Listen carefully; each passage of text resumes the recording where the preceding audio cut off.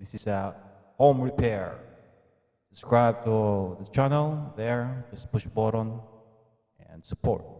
So this is how you're gonna be repairing your brush broom.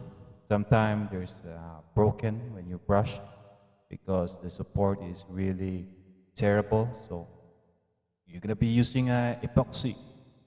So as you watch the video process, it can be finished within 3 to 4 minutes. It's gonna be a hot fix for broom.